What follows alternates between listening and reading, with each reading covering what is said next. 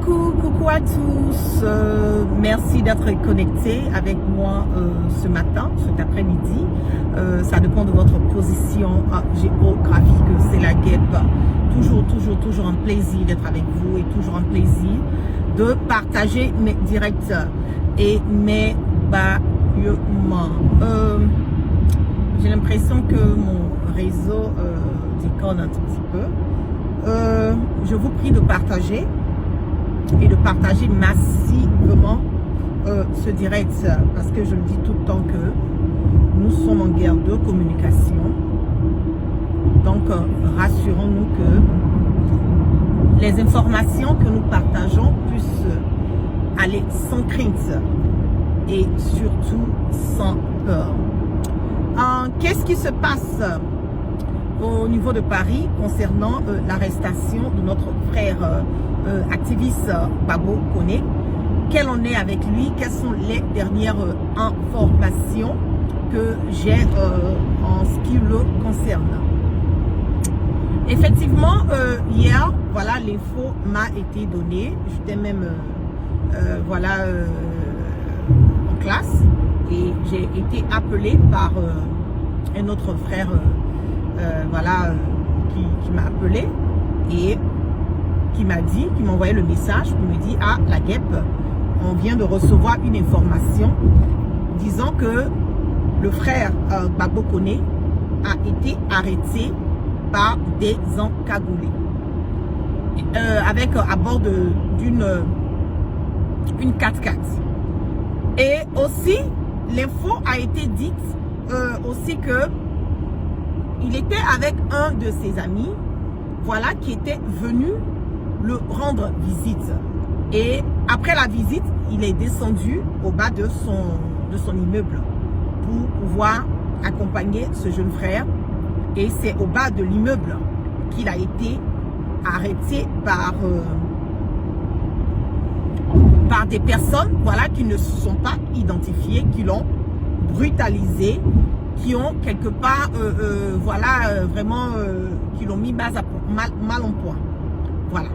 Bon, pourquoi est-ce que ce jeune homme n'a pas donné l'information dès qu'il a reçu, dès qu'il a su que Gbagbo Koné a été brutalisé, puisqu'il était là. Voilà. Puisqu'il était là, donc indirectement, ou je peux même dire directement, oui directement, si je vais aller même dans ce sens, il est le seul témoin qui a vu ce qui s'est passé, qui peut réellement nous dire voilà, et nous donner les détails. Mais bref, il n'a pas voulu rentrer dans les détails, il n'a pas voulu alerter, voilà, les gens pour qu'on puisse réellement savoir dès que l'arrestation, le kidnapping a été fait, pour que nous puissions déjà donner l'alerte et que les gens puissent savoir ce qui se passait. Bon, je ne vais pas, comme on le dit, m'attarder sur ça parce que cela ne va pas réellement changer la situation du frère Gbagbo Koné. Mais qu'est-ce qui se passe? Le problème est que les personnes qui l'ont arrêté, moi j'ai eu Gbagbo Koné le lundi. Je l'ai appelé le lundi parce que j'avais reçu une information qui n'était pas vraiment confirmée, mais j'étais un peu dans le doute. Voilà, j'étais un peu dans le doute. Et quand ça concerne la vie et la sécurité de quelqu'un, même quand je suis dans le doute que je peux prendre l'information, souvent avec des pincettes, mais je préfère partager l'info avec la personne concernée pour que la personne puisse vraiment faire attention et surveiller ses arrières. J'ai appelé Gbagbo Koné le lundi et quand j'ai échangé avec lui, je lui ai dit: écoute, d'abord je veux savoir, est-ce que tu es en sécurité? Il m'a dit: oui, la guêpe, ça va. Je pense bien, hein. De toutes les façons, moi, je suis chez moi à la maison. Je ne sors pas et tout. Je dis: ok, tu ne sors pas, tu es chez toi à la maison. Mais il faut faire beaucoup attention parce que l'information que j'ai reçue est que franchement, il veut mettre la main. Et surtout les personnes qui sont au niveau de la France, puisqu'aujourd'hui nous savons bien que la France là, c'est devenu la marmaille. Paris là, c'est devenu comme à Bobo Adjami. Les gens peuvent se lever le matin, aller à Paris, faire ce qu'ils ont à faire, revenir, prendre leur vol et puis retourner sur Abidjan. Mais ce que je te conseille, fais beaucoup attention. Le lundi, c'est la conversation que j'ai eue avec Babou Koné. Je lui ai dit, mon frère, fais attention parce que l'information que j'ai reçue là, c'est pas trop ça. Mais moi, je partage avec toi, fais attention et rassure-toi que tu ne sors pas seul et que vraiment tes amis, parce qu'arrivé à un certain moment donné, moi je le dis à qui veut l'entendre, moi j'ai coupé avec beaucoup de personnes.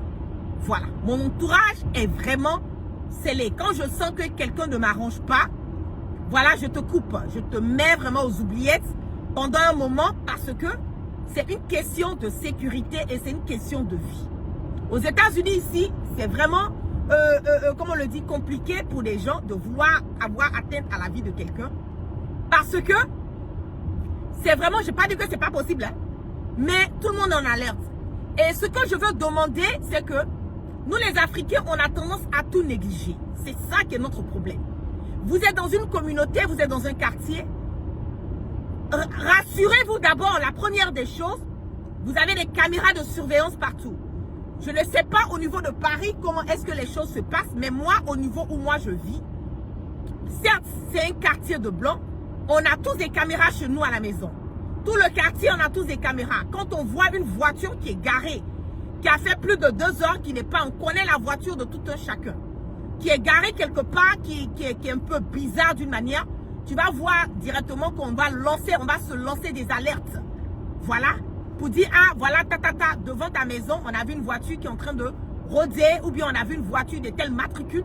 Et les gens qui vivent dans les entourages, il y a la police dedans. Donc quand on envoie là, directement le community center de notre quartier, je parle de où moi je vis, community center de mon quartier, voilà, directement, ils envoient le message et ceux qui sont de la police, ils sont dans le quartier, vont commencer à checker déjà la plaque d'immatriculation et savoir, ben bébé, c'est qui est là. Est-ce que c'est un ami, un parent de quelqu'un qui vit? Moi, mon quartier, c'est comme ça. Donc, je suis en alerte 24 heures sur 24, 7 jours sur 7. Voilà. Bon, on va dire que c'est un quartier de blancs, certes, mais ça a ses avantages de vivre aussi avec des blancs. Voilà. Donc, comme je le dis, je lui ai dit, fais beaucoup attention.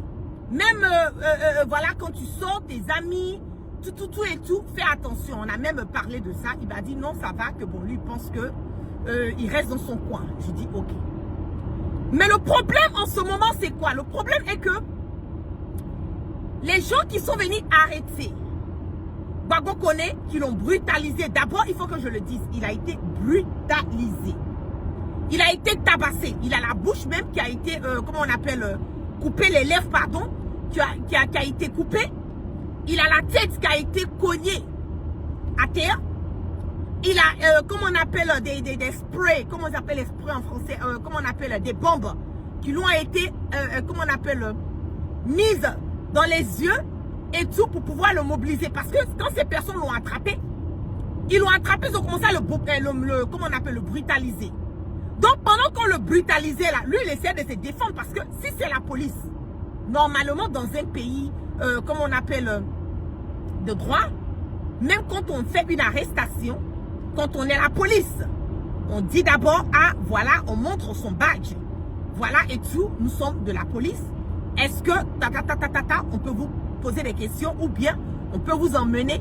Souvent même quand la police t'arrête là, je le dis aux États-Unis ici là, moi si je suis en train de conduire et que la police, c'est la nuit que je suis seule dans la voiture et que la police m'arrête ou bien je vois le gyrophare de la police derrière moi, je ne m'arrête pas.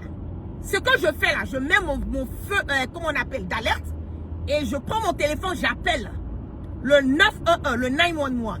Je leur dis, voilà mon nom, je suis sur telle voie, voilà ma plaque d'immatriculation de ma voiture. Je donne mes références, je suis en ligne avec la police. Hein.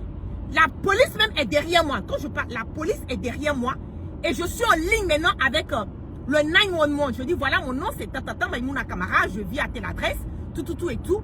Je donne mes références, je conduis telle voiture, voici la plaque d'immatriculation. Je donne tous ces détails hein, pour que les gens puissent comprendre comment directement se protéger souvent et pour les personnes qui sont, voilà, dans les pays européens, que nous sommes tagués et tout. Je donne ma plaque d'immatriculation, je donne mes coordonnées, je donne mon adresse et je dis à la police que voilà, je suis en train de conduire. Il y a la police qui est derrière moi, qui ont mis le feu, les gyrophares, qui veulent que je m'arrête. Mais comme je suis sur un highway, que je ne me sens pas confortable de m'arrêter et que je ne me sens pas en sécurité de m'arrêter sur un highway à 7 heures et que je suis seule dans la voiture, je veux que le dispatch de 911 appelle le policier qui est derrière moi, là, qui a mis son feu là, pour leur dire que je vais m'arrêter, mais je vais m'arrêter dans un endroit où il y a la lumière. Et je suis en ligne avec la police, le dispatch de 911, et eux là, ils vont appeler, ils vont alerter la police là, qui est en train de me suivre là, pour leur dire, elle est en ligne, elle va s'arrêter, mais elle cherche un endroit où elle se sent confortable pour s'arrêter, pour que maintenant vous puissiez lui demander et lui avoir une conversation avec elle. Moi, généralement, c'est comme ça que je fonctionne. Voilà. Et si je me sens que j'appelle le 911 ou bien je truc, et quand je finis d'appeler comment on appelle le 911, je suis en ligne avec le 911, avec le dispatch, jusqu'à ce que je garde la voiture. Moi, c'est comme ça que je fonctionne. Et quand je garde la voiture, je texte maintenant mes sources, mes gens qui sont dans la police, voilà et tout, dans l'armée, dans la police, je les texte et puis je dis, papa, je suis dans tel endroit, voilà, la police m'a arrêté. Donc eux là, en même temps, aussi ils appellent. Ils appellent parce que les voitures de police ici, avec le numéro, on peut savoir c'est dans quel département. Eux maintenant là, ils vérifient, ils appellent pour dire, ah voilà, on a notre élément. Bon, anyway, bref, vous comprenez un tout petit peu, j'ai pas trop de, voilà, c'est comme ça. Moi, je fonctionne et c'est comme ça que j'ai fonctionné. J'ai toujours fonctionné depuis, je suis vraiment dans ce combat vraiment qui est fou. Donc, Gbagbo Koné a été brutalisé par des individus. Et selon les informations, j'ai appelé. J'ai appelé et mes sources m'ont donné l'information. Et ceux qui m'ont dit de dire à Gbagbo Koné de faire attention, qui sont dans le service secret français, je les ai appelés pour prendre encore plus d'informations. Je dis voilà exactement ce que vous m'avez dit. J'ai échangé avec lui le lundi. Mais malheureusement, il a été arrêté le mercredi. On n'a pas su. Jusqu'à hier jeudi, c'est là que l'information est tombée tardivement dans la nuit. Est-ce qu'il peut faire un regroupage d'infos et réellement me dire quelle est la suite? Pourquoi est-ce qu'il a été arrêté? Et qu'est-ce qui se passe réellement pour que nous puissions savoir sur quel pied danser? Ils m'ont dit, après vérification, ils m'ont rappelé, ils m'ont dit que ceux qui l'ont arrêté là, ils disent c'est la police, hein, mais réellement là, arrêter Gbagbo Koné là, c'était même pas dans le sens de l'arrêter. C'était dans le sens de le kidnapper. C'est ça qu'est la vérité. Et pendant le temps qu'on l'avait arrêté, il s'avère que la police était en patrouille. Et quand la police, la vraie police était en patrouille, ils ont vu qu'ils étaient en train de le brutaliser. Donc, eux, ils se sont arrêtés et ils ont demandé aux gens qui brutalisaient Gbagbo Koné là. Que oui, c'est quoi? Ils disent non, on est de la police, tout et tout. Voilà, voilà, on est en train de l'arrêter, on veut l'emmener, tout et tout.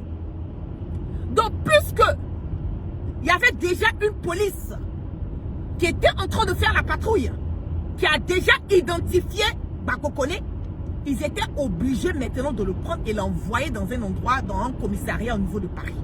Donc là même, je dis, par la prière de Dieu, franchement, sa vie a été un peu épargnée parce que là, ils étaient obligés maintenant de l'emmener quelque part et puis le déposer. Ils l'ont emmené au niveau de Paris. Et quand ils l'ont emmené au niveau de Paris, ils l'ont laissé là-bas. Nous, on ne savait pas. Puisque celui-même qui était avec lui, ce petit-là, n'a pas donné l'info que, voilà, il a été arrêté, tout et tout. Ils l'ont tabassé. Partagez-moi ce direct et nous sommes à des milliers connectés sur mes plateformes. Ils ont tabassé Gbagbo Koné. Ils l'ont brutalisé, même quand il était dans la voiture. La voiture qui est des gens, des encagoulés là. Ils l'ont tabassé dans la voiture jusqu'à ce qu'il arrive à la police au niveau de Paris. Même si quelqu'un a commis un crime, ça ne donne pas le droit à la police ou à qui que ce soit de mettre la main sur lui. Et le fait qu'il est en train de se défendre, là, c'est normal. Vous venez arrêter quelqu'un. Vous ne vous identifiez pas. C'est normal pour la personne qui vient. Plusieurs personnes viennent s'acharner, même si c'est moi la gueule. Plusieurs personnes viennent s'acharner sur lui. Et puis bon, le gars ne sait pas ce qui se passe. Et il vient, boum, boum, boum, boum, boum, voilà, boum. On commence déjà à le mettre à terre, on veut le méloter. Mais c'est normal qu'il puisse se défendre. C'est normal. Ça, c'est tellement, je ne sais pas quoi d'autre dire. Et plus que ça. Donc dans ça, là, ils ont tabassé le gars. Aujourd'hui, ceux qui sont allés, qui ont pu avoir accès, quand ils l'ont emmené au niveau de Paris, qu'est-ce qu'ils ont fait après ça? La police qui a tabassé Gbagbo Koné là, ces gens qui l'ont tabassé là, maintenant eux ils déposent une plainte contre lui en disant que il a atteint à quoi, il a violé leur sécurité, il les a violentés. Donc maintenant là, ce sont les encagoulés là. Ce sont les encagoulés parce que quand tu viens chez quelqu'un, tu viens prendre quelqu'un que tu ne t'identifies pas, automatiquement tu es considéré comme un encagoulé. Point barre. Tu es considéré comme un encagoulé. Ce sont eux maintenant qui ont déposé la plainte contre Gbagbo Koné. Et quand ils ont déposé la plainte, j'ai demandé à ceux qui sont allés le voir. Depuis hier nuit, je n'ai même pas fermé les yeux. J'étais au four et au moulin. Appeler à gauche, appeler à droite, avoir des infos, comment ça se passe. Franchement, bon, c'est pas grave. Ils ont déposé la plainte. J'ai demandé à ceux qui sont allés le voir aujourd'hui, est-ce que il y a, comme on appelle, un médecin est venu faire le constat d'abord, parce que ça c'est primordial. Quelqu'un qui a été arrêté, brutalisé, est-ce que ils ont fait le constat? Normalement, il a droit à un médecin pour voir est-ce qu'il n'a pas été blessé, s'il y a eu des blessures, est-ce qu'il y a eu des photos qui ont été prises, est-ce qu'il y a eu une déclaration, voilà, qui a été faite de sa part, au moins avoir un reçu, un récépissé qui montre qu'il a, il a été vu par un médecin. Qu'est-ce que les médecins ont trouvé? Je pense que ça a été fait parce que j'ai eu la confirmation que oui, que ça a été fait et qu'il a le reçu. Qu'est-ce qu'ils font maintenant? Alassane Dramane Ouattara, avec sa main noire, c'est lui qui est à la base de l'arrestation de Gbagbo Koné. C'est Ouattara qui est à la base. Gbagbo Koné a ces documents qu'il devait renouveler. Et ils ont pris le temps pour renouveler ces documents. Et comme ces documents n'ont pas été renouvelés à temps, maintenant qu'est-ce qu'ils ont fait? Ou qu'est-ce qu'ils sont en train de faire? Ils se basent sur ça pour dire que là maintenant, il est là sur le territoire français illégalement.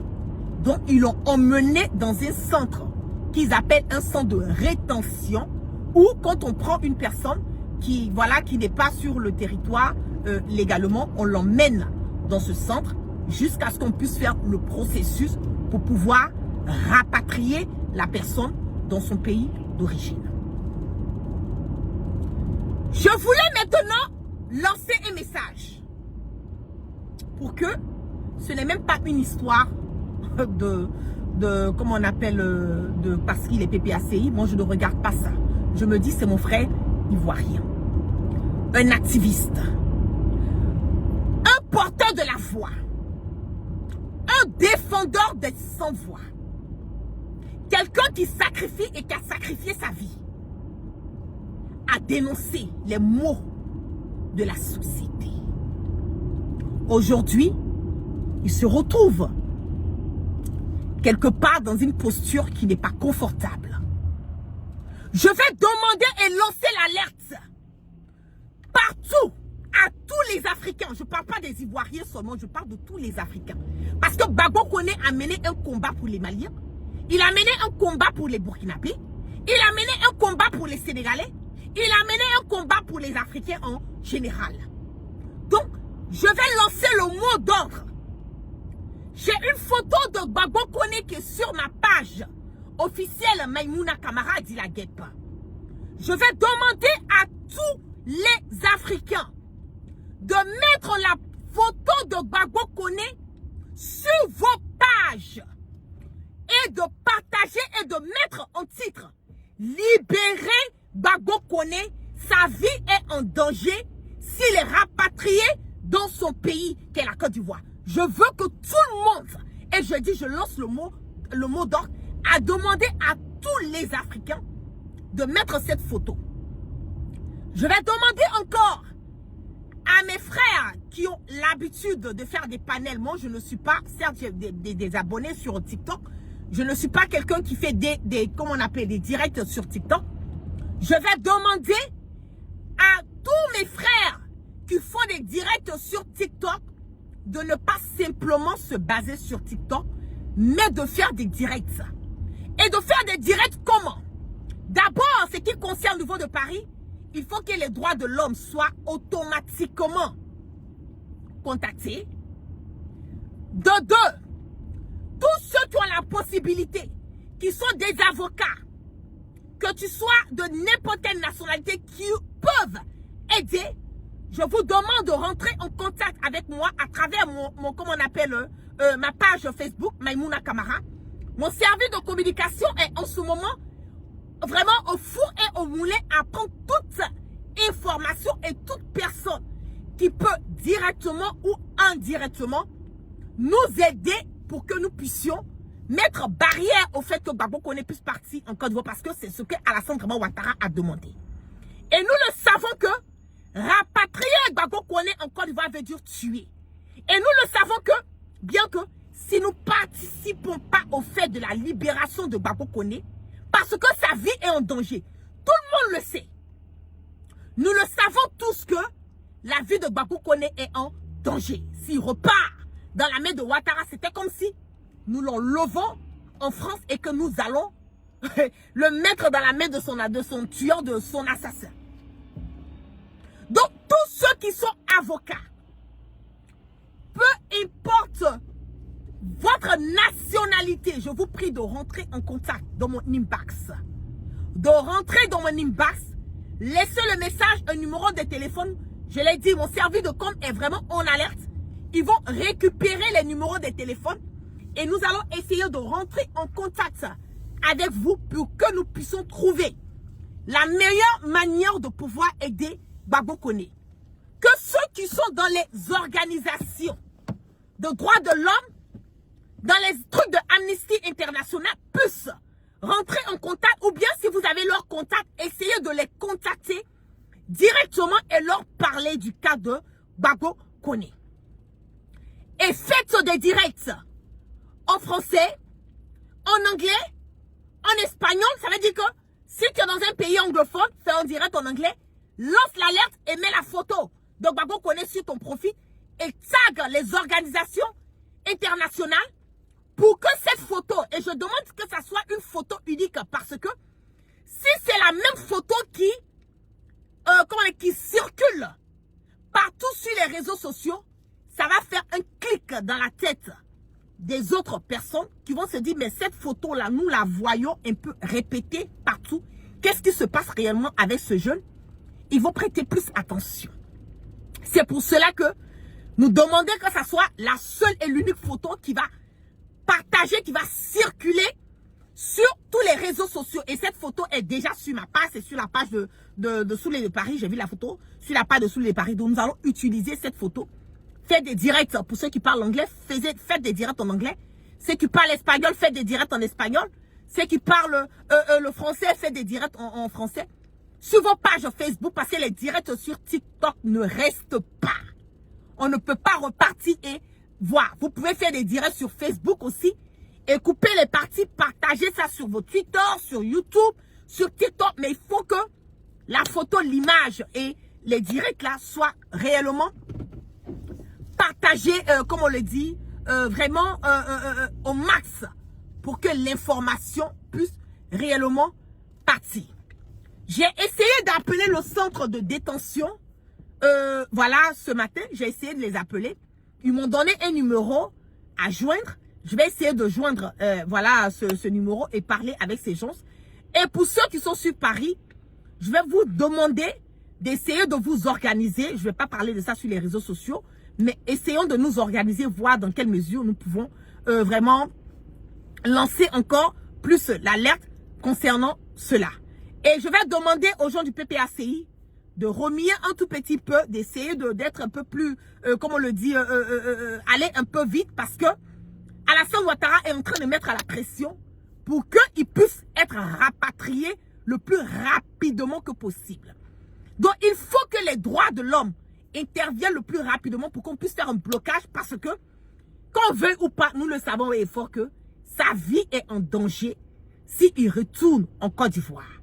Donc, c'est en cela que chacun de nous devons faire notre part. Et pour que nous puissions vraiment emmener ce jeune homme à retrouver, voilà, la liberté et pouvoir vaquer et continuer à mener ce combat que nous sommes en train de faire. Donc, sur ce, je ne serai pas du tout long. C'est l'information que j'ai pour le moment. Et nous prêtons attention, comme je l'ai dit, tous ceux qui sont des avocats, voilà, au niveau de la France, des Africains avocats ou même des Blancs qui veulent aider, qui peuvent aider, voilà, Gbagbo Koné, je vous prie de le faire pour que nous puissions vraiment trouver des voies, de moyens. Quelqu'un qui me dit, c'est pas qu'il n'avait pas les papiers, il a les papiers, mais il faut renouveler. Voilà, il faut renouveler. Et vous savez, l'Europe là, vos histoires de rendez-vous, tout et tout, c'est vraiment ouf. C'est la merde quoi. Voilà, vos histoires de rendez-vous, c'est la merde. Donc, le temps qu'il est en train d'attendre pour avoir un rendez-vous, pour aller renouveler son document, ils ont saisi l'opportunité pour mettre la main sur lui. C'est ce qui s'est réellement passé. C'est la même chose qu'ils ont fait avec Stibico. Je pense bien que ces papiers, voilà, ils attendaient d'aller renouveler. Donc, c'est pendant ce laps de temps qu'ils ont mis la main sur lui. Donc, c'est ce qu'ils essaient de faire concernant Gbagbo Koné. Mais la différence avec Gbagbo Koné, c'est que lui, c'est un exilé. Lui, c'est vraiment sa vie en danger encore plus. Et lui, il est vraiment fiché déjà, comment on le dit dans le système français, comme quelqu'un qui est traqué, voilà, qui est menacé, voilà, par le gouvernement de Ouattara. Voilà, c'est de ça qu'il s'agit. Donc, pour lui, je pense qu'avec des avocats et vraiment la communauté africaine, venir appuyer les droits, voilà, et comme on appelle de l'homme, qui vont s'ajouter là-dessus, les organisations qui vont se mettre sur ce dossier, je pense qu'il y a de fortes chances qu'on puisse, avec la pression médiatique, qu'on puisse vraiment le libérer. Voilà, donc c'est ce message que je voulais vraiment lancer à tout un chacun et vous dire de ne pas vous décourager. Ça ne peut pas nous emmener à arrêter de mener le combat que nous sommes en train de faire, parce que ce combat, c'est un combat générationnel. Il y a tout dedans. Voilà, on sera traqué, on sera intimidé, il y a d'autres qui sont arrêtés et tout, mais on va toujours rester dans nos bottes, on va toujours aller de l'avant, on va toujours avoir la vision de la libération, voilà, totale de nos différents États. C'est de ça qu'il s'agit. Donc sur ce, je ne serai pas longue, Juma Moubarak à tout le monde. On va toujours sans crainte ni peur et on part toujours ce roman. Et je vais ressortir et donner les informations au fur et à mesure que je les détiens. Et je l'ai dit que ma messagerie voilà, Facebook, voilà, elle est ouverte à mon service de com depuis hier, est vraiment au fou et au moulin. Je voulais leur dire vraiment merci pour le travail de surplus qu'ils sont en train de faire concernant le dossier de Gbagbo Koné. Merci pour tout, c'est du bénévolat. Merci. Et pour les personnes qui peuvent aider et tout, je vous prie de vraiment rentrer en contact pour que nous puissions échanger et trouver des voies et moyens pour pouvoir participer, voilà, à la libération de Gbagbo Koné. Pour ce qui concerne les collectes de fonds, voilà, nous allons essayer de mettre une collecte de fonds concernant cela. Et ceux qui sont sur Paris, allez lui rendre visite. Même jusqu'à hier, jusqu'à aujourd'hui, je peux dire, parce que les éléments sont allés le voir aujourd'hui, il n'a même pas eu à manger. Depuis qu'on l'a arrêté le mercredi, c'est jusqu'à ce matin, aujourd'hui, vendredi matin, que celui qui allait le voir, là, ceux qui sont allés le voir, ont pu acheter quelque chose pour lui donner à manger. C'est que même la nourriture, on n'a même pas pu lui donner la nourriture. Vous voyez à quel point, vraiment, c'est de la merde. Et c'est pas normal. Même quand on arrête quelqu'un, vous arrêtez quelqu'un. Il n'a pas, comme on le dit, la possibilité, voilà, de sortir, aller prendre quelque chose à manger, le minimum que ces centres de rétention doivent faire. Et j'ai l'impression qu'ils traitent les Africains comme des animaux. Ils s'en foutent, ils n'en ont que dalle. Donc, je vais vraiment demander aux frères de partir tous les jours. Voilà, acheter la nourriture, son petit déjeuner, son dîner. Voilà, et se rassurer qu'il n'a pas accès à d'autres nourritures, à part la nourriture. Voilà, que les personnes vraiment destinées, désignées, vont avoir accès à pouvoir lui donner à manger. Parce qu'on ne sait jamais. C'est ce que je le dis. On ne sait jamais. Donc, ce qui concerne sa nourriture, on va essayer de voir comment est-ce qu'on va gérer sa nourriture. Si on va faire venir de l'argent, voilà, des collectes et tout, pour pouvoir gérer cela. On va essayer, voilà, à faire cela le plus rapidement que possible. Donc, nous allons tenir des réunions sur ce volet et nous allons revenir et vous donner des informations au fur et à mesure que nous détenons ces infos. Donc, vous passez une excellente journée, voilà, et tout, et puis que Dieu veille sur tout un chacun. Peace and love. Veuillez tout simplement vous abonner et activer la cloche de notification pour ne rien rater. Retrouvez Africa sur YouTube, Facebook, TikTok.